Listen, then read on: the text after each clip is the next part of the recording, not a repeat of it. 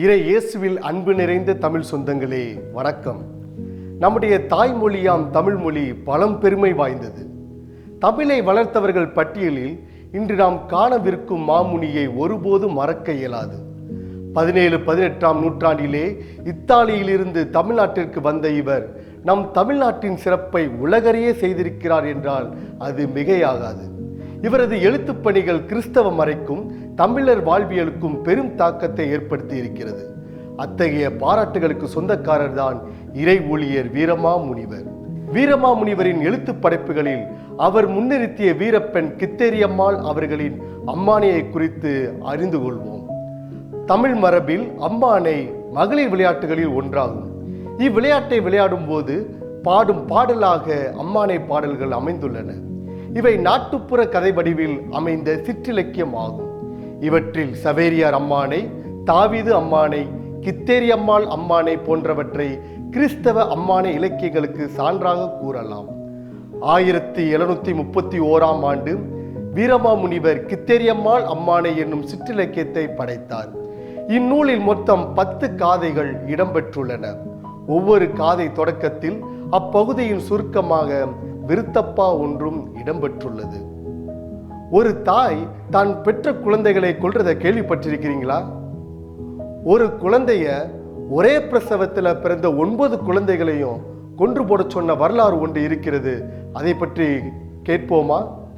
இதுதான் கித்தேரியம்மாள் அம்மானை சிற்றிலக்கியத்தின் தொடக்கம்.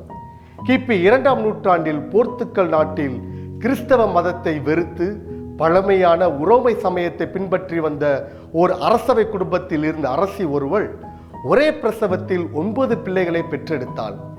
இதை ஊரார் இழிவாக பேசி அரசவையை அவமானம் அடைய செய்வர் என்று கருதி தான் பெற்ற குழந்தைகளை தன் பணிப்பெண்ணிடம் கொடுத்து யாருக்கும் தெரியாமல் அக்குழந்தைகளை ஆற்றில் வீசி கொன்று போட சொல்கின்றார்.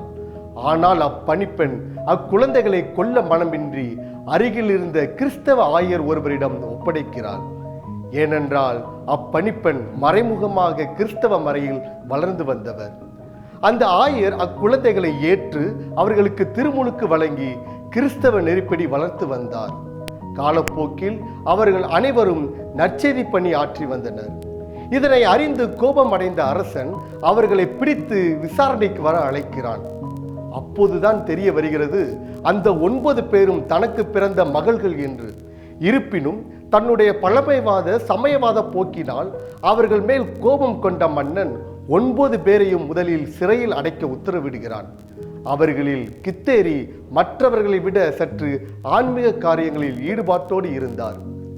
ஒருவேளை தன் மகளுக்கு திருமணம் செய்து வைத்தால் அவள் மனம் மாறி விடுவாள் என்று எண்ணி ஒரு சிற்றரசருக்கு திருமணம் செய்ய திட்டமிடுகின்றான் அந்த அரசன். ஆனால் தான் எவ்வளவோ முயன்றும் கித்தேரியின் மனதை அவரால் மாற்ற இயலவில்லை. சிறையில் இருந்தபோது தேவதாயே கித்தேரிக்கு காட்சி அளித்து கித்தேரியின் கழுத்தில் சிலுவையையும் விரலில் மோதிரத்தையும் அணிவித்து பொம்பேர் மலைக்கு செல்ல பணிக்கின்றார். அன்னை மரியாளின் வேண்டுதலுக்கிணங்க தன்னுடன் 30 இளம் பெண்களை அழைத்து கொண்டு பொம்பேர் என்னும் மலைக்கு சென்று அங்குள்ள மக்களுக்கு கிறிஸ்தவ மதத்தை பரப்ப பயணிக்கலானார். இதை அறிந்த அரசன் தன் காவலர்களுடன் பொம்பேர் மலைக்கு சென்ற 30 இளம் பெண்களை கொன்றதுடன் கித்தேரியின் தலையை கொய்து கொலை செய்கிறான். தலை துண்டிக்கப்பட்டு கீழே விழுந்த கித்தேரி எழுந்து தன் தலையை கையில் ஏந்தி கொண்டு பொம்பேர் மலைக்கோயில் அடைந்து தலையை அங்கே பலிபீடம் முன்பாக வைத்து உயிர் விட்டார் என்பது மரபு. அவர் உடல் அடக்கம் செய்யப்பட்ட இடத்தில் பல்வேறு புதுமைகளும் அற்புதங்களும் நடந்ததால் கிபி 1716ஆம் ஆண்டு அப்போதைய திருத்தந்தை புனித 11ஆம் கிளெமெண்ட் அவர்களால் கித்தேரிக்கு புனிதர் பட்டம் வழங்கப்பட்டது. புனித கித்தேரியம்மாள் அவர்களின் திருவிழா ஆண்டுதோறும் மே மாதம் 22ஆம் நாள் அனுசரிக்கப்படுகின்றது. வீரமாமுனிவர் தான் தமிழகத்தில் முதலில் திருக்காவலூரில் கட்டிய அடைக்கல அன்னை ஆலயத்தில் கித்தேரி அம்மாளுக்கென்று ஒரு தனி பீடம் அமைத்தார். அதன் பின்பு தூத்துக்குடி மாவட்டம் மணக்கரையிலும், திருநெல்வேலி மாவட்டம் கூந்தன்குழியிலும், புதுக்கோட்டை மாவட்டம் கோணக்கொல்லைப்பட்டியிலும் கித்தேரி அம்மாளுக்கு ஆலயம் எழுப்பப்பட்டு சிறப்பு வழிபாடு இன்றும் நடந்து வருகிறது.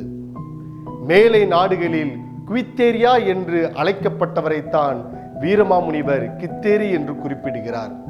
பிரான்ஸ் மற்றும் ஸ்பெயின் போன்ற நாடுகளில் புனித குவித்தேரியா ஆலயம் அமைந்துள்ளது குறிப்பிடத்தக்கது.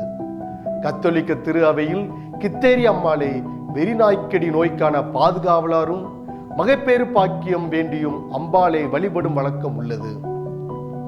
17-18ஆம் நூற்றாண்டுகளில் இத்தகைய வீரப்பெண்ணின் வரலாற்றை தமிழ் மண்ணிற்கு எடுத்துச் சொல்லி தமிழ் வீர மங்கைகளுக்கு துணிச்சலையும் உத்வேகத்தையும் தன்னுடைய எழுத்துக்கள் மூலம் அளித்திருக்கின்றார் நம் மாமுனி வீரமாமுனிவர். இறைவன் விரும்பிய இறையாட்சி சமுதாயத்தில் ஆண் பெண் பாலின வேற்றுமைகளை களைந்து இறைப்பணி ஆற்ற அனைவருக்கும் சம உரிமை உண்டு என்பதனை அடிக்கோட்டு காட்டியிருக்கின்றார். தமிழ் சமூகம் சங்க காலத்தில் இருந்தே பெண்களை போற்றுவதில் முன்மாதிரி காட்டியிருக்கின்றது.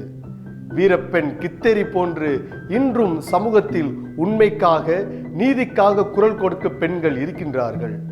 சமத்துவ இறையாட்சியை இம்மண்ணில் கட்டியெழுப்ப தேவையான துணிச்சலை இறைவன் நமக்கு தர வேண்டி இறையருள் இறைஞ்சுவோம்.